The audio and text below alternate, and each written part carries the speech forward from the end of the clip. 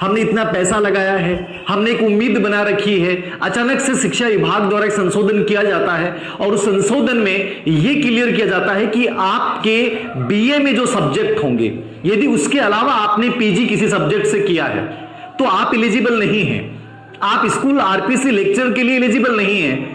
अब अचानक से जब आरपीसी स्कूल व्याख्याता की भर्ती आने वाली है अगस्त सितंबर में विज्ञापन, और उस समय आपके सामने न्यूज आती है, तो जो केवल आरपीसी स्कूल व्याख्याता के ऊपर डिपेंडेबल है उस बच्चे के ऊपर एक प्रकार से बहुत धक्का सा उसे लगता है कि हुआ क्या है। सार रूप में मैं बात करूंगा, याद रखना, सार रूप में बात करूंगा, जो बातें करूंगा वो ऑथेंटिक बातें होंगी, वो एकदम से आपके डाउट्स को क्लियर करने वाली बातें होंगी, वो एक कोई कयास नहीं होंगे, वो जो मुझे लगता है वो बातें मैं आप लोगों को करूंगा। पहली बार एक हेडलाइन बनाई गई कि, और धन्यवाद भी मैं दूंगा एक चीज के लिए, 2-3 सुझाव, 2-3 परिवर्तन बहुत अच्छे थे, तो इसके लिए माननीय शिक्षा मंत्री जी को आभार है इस बात के लिए कि उन्होंने इस चीज को किया, क्योंकि मैं खुद स्कूल एजुकेशन डिपार्टमेंट में 8 साल रहा हूं, 8 साल में स्कूल लेक्चर रहा हूं और ये हमेशा से हमें पीड़ा देखने को मिली। मैं कई बार जब डिस्कशन करता था, स्कूल में बैठा रहता था, हम कई बार इस बात को चर्चा करते थे कि यार स्कूल शिक्षा में जो 11th और 12th है, सीनियर स्कूलों का ढांचा क्यों बिगड़ रहा है। तो उसका रीजन क्या था कि मान लीजिए कोई व्यक्ति बीएससी है और कोई व्यक्ति बीएससी है, उसने 10 साल 15 साल सेकंड ग्रेड की नौकरी की और 15 साल सेकंड ग्रेड की नौकरी करने के बाद उसने हिस्ट्री से पीजी किया, पॉलिटिकल साइंस से पीजी किया। अब वो 15 साल में उस हिस्ट्री और पॉलिटिकल साइंस से तो एकदम से दूर हो चुका है। अब प्राइवेट एमए करने के बाद उनका प्रमोशन उसमें हो जाता था, फिर वो टीचर उस सब्जेक्ट के साथ जस्टिस नहीं कर पाते थे। तो ये डिसीजन मैं इस रूप में सही मानता हूं कि प्रमोशन में तो ये किया जाना चाहिए था, प्रमोशन में इसकी बहुत जरूरत थी कि प्रमोशन उन्हीं टीचर्स का होगा स्कूल लेक्चर में जिन टीचर्स ने उसी विषय में पीजी किया है जो उनके स्नातक में था। कि आप साइंस बैकग्राउंड से हैं तो आपका केमिस्ट्री में होना, आपका बायोलॉजी में होना, आपका मैथमेटिक्स में होना, आपका इंग्लिश से किया तो इंग्लिश में होना। ये कोई मतलब नहीं था कि आपने कभी इतिहास को देखा नहीं और आप स्कूल लेक्चर इतिहास के बन गए 20 साल बाद में, तो वहां बच्चों के साथ जस्टिस नहीं कर पाएंगे। तो ये प्रमोशन में इस प्रावधान को किया जाना अच्छा है, लेकिन क्या जहां खुली प्रतियोगी एग्जाम्स होती है, जहां खुली प्रतियोगी परीक्षा होती है, वहां ये प्रावधान सही है या गलत है? ये अपने आप में एक डिबेट का विषय बन गया। अब जिन बच्चे, मान लीजिए बहुत से बच्चे होते हैं, इंटेलिजेंट बच्चे होते हैं, साइंस के बच्चे होते हैं, और मैंने बहुत सारे लोगों को देखा है कि बीएससी साइंस से किया लेकिन हिस्ट्री में वो कॉलेज लेक्चर बन जाते हैं, हिस्ट्री में स्कूल लेक्चर बन जाते हैं, पॉलिटिकल साइंस में बन जाते हैं। तो उन्होंने कंपटीशन को फाइट किया है, खुला कंपटीशन था उसमें, जिसके बीए में हिस्ट्री सब्जेक्ट था वो भी था और जिसके नहीं था वो भी था। अब जिसमें दम होगा साहब वो सिलेक्शन लेके जाएगा और वो बन गया। तो क्या प्रतियोगी एग्जाम्स में इस निर्णय को लागू करना सही है? और सही नहीं है या सही है तो ये लागू कब से होगा? मान लीजिए आज ये कल से निर्णय आया है, इसका गजट नोटिफिकेशन शायद जारी हुआ कि नहीं हुआ मुझे नहीं पता आइडिया, लेकिन एक सरकार ने एक प्रेस नोट में बताया है कि हमने ऐसा कर दिया है।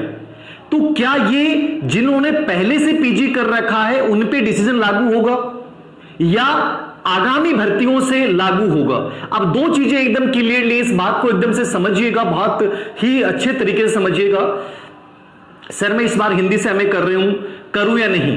देखिए, इस बार यदि आप कर रहे हैं तो मेरे अकॉर्डिंग नहीं करना चाहिए।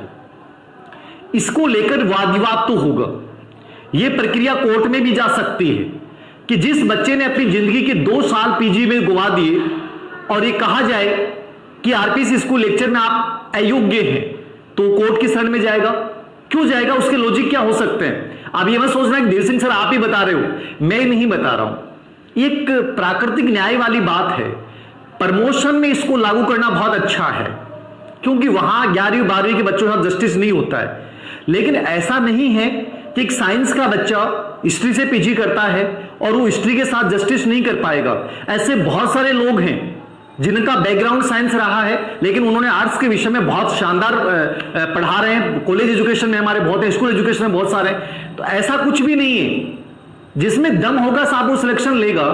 लेकिन ये आगामी ये हो जाना चाहिए था कि इसमें ये क्लियरली उल्लेख करना चाहिए था कि 2021 के बाद जो पीजी करेंगे उनके लिए नियम लागू होगा। 2021 से पहले जिन्होंने मान लीजिए पीजी कर लिया है, कम से कम उनको इन भर्तियों में योग्य माना जाए, क्योंकि उन्होंने एक समय खराब किया है बेचारों ने, 2-3 साल उनका गवाया है, उनके पैसे खर्च हुए हैं बेशकीमती। और इस बेरोजगारी के जमाने में साहब जब अचानक से आपको कहा जाए कि आपकी डिग्री कोई काम की नहीं है, सपने टूट जाते हैं साहब। और सपने जब बिखरते हैं ना तो बहुत आदमी अंदर से हिल जाता है साहब। ठीक है, तो मैं इस चीज का क्लियरली इस बात के लिए कहूंगा, आगामी यह कहा जाए कि 2021 के बाद जो पीजी करें वो अपने उसी विषय में करें जिस विषय में उन्होंने स्नातक किया है। लेकिन 2021 से पहले जिन्होंने कर लिया है उनके ऊपर एक कुठाराघात नहीं किया जाए। मैं फिर कहता हूं, डार्विन का सिद्धांत है योग्यतम उत्तरजीवितम। आप कुछ भी कर लें, योग्य होगा वो जिएगा साहब। कोई फर्क नहीं पड़ता है कि साइंस का बच्चा आर्ट्स से कर रहा है, आर्ट्स का बच्चा साइंस के किसी विषय से कर रहा है या और कुछ कर रहा है साहब। जिसमें दम होगा वो सिलेक्शन लेके जाएगा। अब रही बात, 2-3 परिवर्तन बहुत अच्छे हैं। व्याख्याता और हेडमास्टर पदोन्नति वाला बहुत अच्छा किया है, क्योंकि स्कूल लेक्चर्स की संख्या बहुत ज्यादा होती है। हम बहुत पीड़ित रहे थे जब मेरा प्रिंसिपल में, कॉलेज एजुकेशन में आने से पहले मेरा प्रिंसिपल में प्रमोशन हो चुका था, लेकिन उसके लिए हमें 8 साल लगे, जबकि हेडमास्टर जो होते हैं उनको 3 साल में प्रिंसिपल प्रमोशन हो जाता है। तो ये निर्णय अच्छा है, क्योंकि हेडमास्टर की संख्या बहुत कम होती है, प्रिंसिपल की संख्या बहुत ज्यादा होती है। तो वो डिसीजन बहुसंख्यक के हित में है, क्योंकि वो 20% में भी हेडमास्टरों का प्रमोशन जो है वो 3-4 साल में हो जाएगा। लेकिन एक लेक्चर्स का बेचारे का 15 साल 20 साल तक प्रिंसिपल में प्रमोशन नहीं होता था। वो डिसीजन सही है। दूसरा डिसीजन इनका बहुत सही है, प्रधानाध्यापक पद की योग्यता को स्नातक से अधिस्नातक किया गया। ये भी अच्छा डिसीजन है कि पहले हेडमास्टर के लिए ये होता था कि जिसने बीए कर रखा है वो हेडमास्टर सेकेंडरी का बन सकता है, अब एमए किया गया है। ये एक शिक्षा के प्रति उसमें एक रुझान बढ़ेगा कि मुझे पीजी करना चाहिए। ये जो विशेष प्रावधान ये था, व्याख्याता की सीधी भर्ती और पदोन्नति हेतु अधिस्नातक पोस्ट ग्रेजुएशन के लिए स्नातक स्तर पे उसी विषय के अध्ययन को अनिवार्य किया गया है। मैं इसका प्रमोशन वाला जो बिंदु है बहुत शानदार बिंदु है। प्रमोशन में ये होना चाहिए, लेकिन सीधी भर्ती में उन बच्चों के साथ नहीं होना चाहिए जिन बच्चों ने 2021 से पहले कर लिया है। आगामी तो बच्चा सचेत हो जाएगा, वो नहीं करेगा, लेकिन जिस बच्चे ने बेचारे ने 2 साल खराब कर दिए, बहुत सारा पैसा लगा दिया, और जब आरपीसी स्कूल लेक्चर की भर्ती आने वाली है उस समय आप ये कहते हो कि साहब आप अयोग्य हो, तो ये अनजस्टिस है, ये अन्याय है। याद रखना, चाहे आप माने या न माने।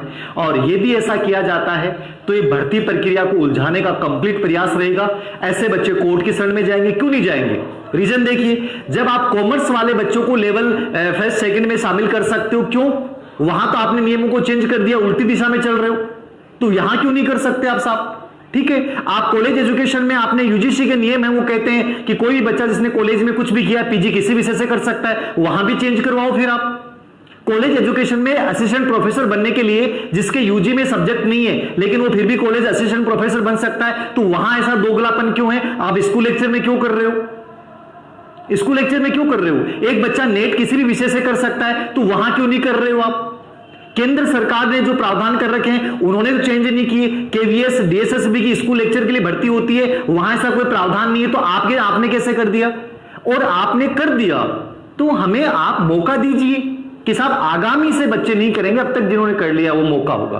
तो यहां मैं एकदम क्लियरली करना चाहता हूं कि मेरा अनुमान यह है कि अभी तक मैंने 2-4 जगह बातें की, निदेशालय में भी बातचीत हुई है, ठीक है, और कुछ और भी विश्वसनीय स्रोतों से माननीय शिक्षा मंत्री जी के थ्रू भी बातचीत हुई।